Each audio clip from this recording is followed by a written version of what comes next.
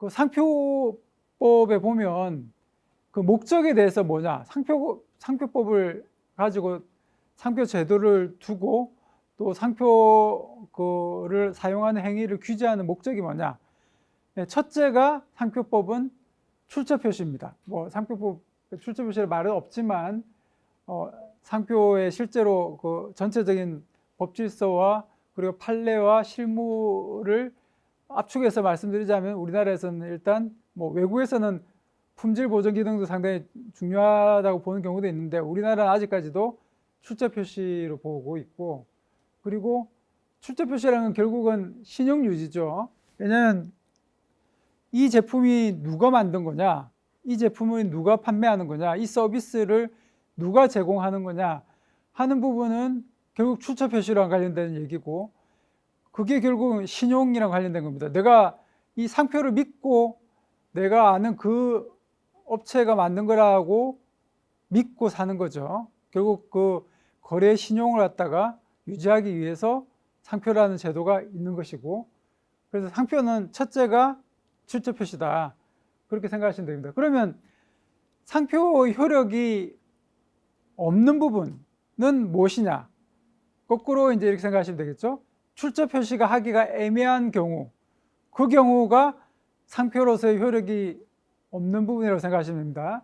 그러니까 제가 표시한 것처럼 그 상표 등록을 받을 수 없는 상표, 출처 표시에 지장이 있는 경우는 상표 등록을 받을 수 없습니다. 그리고 상표의 효력이 미치지 않는 범위는 뭐냐? 출처 표시가 아닌 경우는 상표권이 똑같아도 그 상표를 똑같은 상표를 써도 출처 표시가 아니기 때문에 효력이 미치지 않습니다. 그리고 식별력이 없는 상표, 뭐 상표가 등록됐다고 하더라도 식별력이 없다 가지고 뭐 무시하는 경우도 있잖아요. 그럼 뭐 이렇게 상표가 길다란데 그 중에 일부만 그냥 여부로 인정해 가지고 다른 부분은 다 똑같이 써도 여부가 다르면 다르다고 하는 경우가 많이 있잖아요. 그런 것처럼 식별력이 없는 상표는 사실 상표로서 등록이 되어 있어도 출처 표시가 미약하다는 이유로 그거에 대해서 상표로서 효력이 인정되지 않는 경우가 있습니다. 그래서 이 세 가지 원 밖에 있는 부분에 한해서 상표의 효력이 인정된다, 그걸 개념을 잡으시면 될 것 같고, 유사여부 판단은 어떻게 하느냐? 유사여부 판단은 기본적인 개념은 일단 상표가 동일하거나 유사해야 되고 지정 상품이 동일하거나 유사해야 됩니다. 흔히 이제 우리가 상표만 생각하고 지정 상품을 생각 안 하는 경우가 있는데, 항상 그 유사여부 판단에는 지정 상표가 따라와야 됩니다. 사실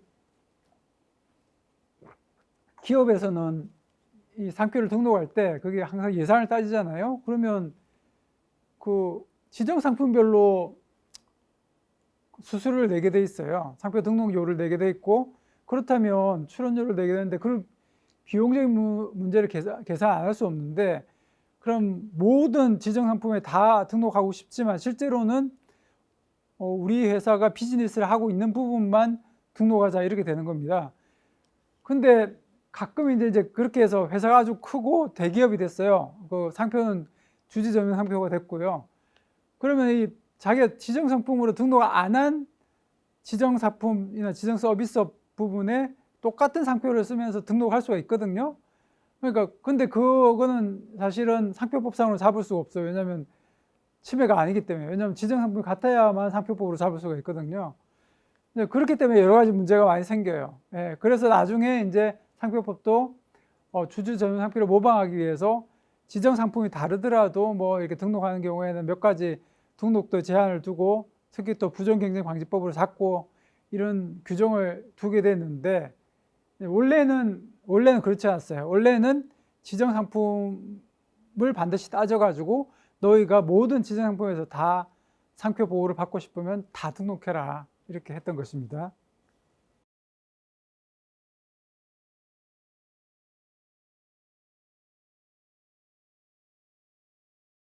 첫 번째 말씀드릴 게 이제 구체적 행위 태양 제시 의무인데요. 이제 법조문은 이제 특허법 제 126조 제 2항에 있습니다. 조문은 제가 한번 보시라고 이렇게 쭉 이렇게 나열을 해놨는데요. 보시면 되고 이제 1, 2, 3, 4항의 조문으로 돼 있고 요건하고 거절할 수 있는 사유들, 그리고 그때 법원은 어떻게 해야 된다. 그럼에도 불구하고 이제 상대방이 구체적 행위 태양 제시 의무를 이행하지 않으면 어떻게 되냐에 대해서 이제 제재효라고 하는데요. 그 제재효를 사망과 사항에서 규정하고 있습니다. 이제 구체적 내용은 제가 좀 더 들어가서 볼 건데 좀 유의하실 부분은 이제 부칙 규정이 있죠. 예, 모든 소송에 대해서 이게 적용될 수 있는 게 아니고 부칙에서 보시면 시행일인 2019년 7월 9일인데요. 2019년 7월 9일 후 최초로 청구되는 소송에 대해서만 적용됩니다. 그래서 이것도 좀 대리인들이 잠깐 뭐 착각하는 분들도 계신데 지금 뭐 2019년 지금 뭐 소송이 시작되는 사건에서는 이 규정을 통해서 상대방한테 압박을 할 수 있겠죠. 좀 너 구체적 행위 태양이 뭐냐 밝히라고 할 수 있는데 2019년 7월 9일 전에 이미 시작돼서 뭐 한참 뭐 고등법원 또는 지금 특허법원이 있겠죠. 지금 고등법원이 특허법원이니까 거기서 뭐 진행됐다가 다시 뭐 파기환송돼서 뭐 그런 사건들에 대해서는 이 규정이 아마 적용 안 될 가능성이 높겠죠. 그래서 부칙 규정을 잘 보시고 원고 입장에서 공격할 수 있는지 이런 규정을 가지고 공격할 수 있는지를 살펴보셔야 될 겁니다. 이제 구체적으로 하나씩 보면요. 이게 왜 종래에 문제가 되느냐. 이게 이제 저도 이제 원고 입장에서도 소송도 하고 이제 피고 입장에서 소송을 하는데 이 피고 입장에서 소송을 하면 편해요. 특허 소송은 원체. 그래서 원고를 대리하냐 피고를 대리하냐에 따라서 이제 승소율 차이가 좀 원래 민사 소송도 승소율이 원고 승소율이 낮죠. 한 30% 정도인데 특허는 원고 승소율이 더 낮아요. 한참 낮아요. 그래서 피고가 되면 굉장히 편한 게 뭐 이슈는 굉장히 많아요. 침해 이슈, 무효 이슈, 손해배상액 범위 정하는 이슈 3가지 정도 굉장히 많은데 침해 이슈도 만만치가 않은 게 아까 말씀드렸듯이 이게 저희가 침해 특허 청구함과 대비해서 침해 사실을 바로 이제 상대방 침해 제품을 이제 수집해서 입증할 수 있으면 뭐 간단하죠. 이런 뭐 문제는 안 생길 거예요. 근데 아까 말씀드렸듯이 뭐 제조 방법 특허 같은 경우는 뭐 상대방이 어떻게 제조하는지에 대해서 나름의 입장을 드려야 되지 않습니까? 그래야 쟁점이 좁혀들고. 그리고 아까 말씀드렸듯이 B2B 제품들 예컨대 무슨 뭐 반도체 관련해서 뭐 검사하는 제품들 같은 경우는 보니까 회사에서 회사로 바로 뭐 삼성이라든지 뭐 LG라든지 회사에서 회사로 바로 넘어가고 그 제품에 대해서는 엄격하게 외부 유출이 안 되더라고요. 그러면 결과적으로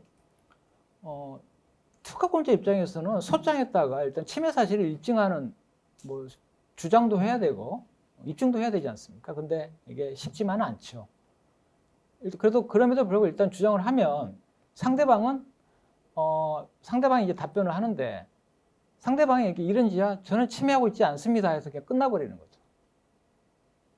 기존에는 이게 가능했어요. 왜냐하면 입증 책임은 원고에게 있으니까. 피고는 난 침해하지 않습니다. 그러면 우리가 드는 생각이 이제 그 퍼더 스텝이 뭐냐면 침해하지 않아? 그러면 왜 안 침해하는데?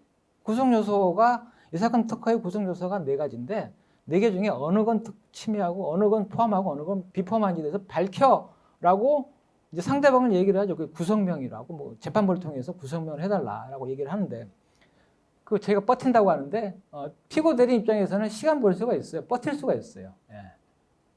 왜냐하면 입증 책임은 원고에게 있습니다. 저희는 영업비밀이라서 못 밝히겠습니다라고 얘기를 하면 결국 쟁점 정리가 안 되고 상당 기간 소송이 지연되죠. 피고 입장에서는 이제 그 사이에 뭘 할 수 있습니까? 회피 설계를 할 수 있죠. 시간을 벌어서. 소송에서 거짓말을 할 수는 없는 거잖아요. 비침해하는데 그 사유가 뭐 있을 거예요. 근데 그 사유를 아직 안 만드는 상태에서 비침해하면서 없는 사유를 만들 수는 없잖아요. 거짓말하면 또 법원에서 큰일 나니까. 그래서 전략적으로 이제 피고 입장에서는 비침해합니다. 그리고 어떤 방식을 쓰는지는 저희 영업비밀이죠. 못 밝히겠어요. 라고 얘기를 하는 겁니다. 그런 식으로 피고 입장에서 시간을 끌면 결국 뭐 재판도 지연되고 원고 입장에서는 이제 그보다 더 센 증거 신청을 해야 되니까 뭐 현장 검증도 하겠다라고 얘기를 하고 그러면 이제 밝혀지긴 밝혀져요. 결국 뭐 시간이 좀 많이 지연되긴 하죠. 뭐 그거를 끝까지 거부하고 소송을 할 수는 없는 거니까 피고 입장에서 밝혀지긴 하는데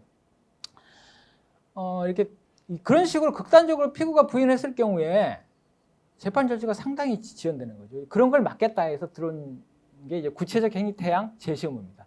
피고는 자기가 부인을 하죠. 너 침해 아닙니다라고 했을 때 왜 침해가 아닌지를 밝히라는 겁니다. 재판부한테 밝혀라. 그래서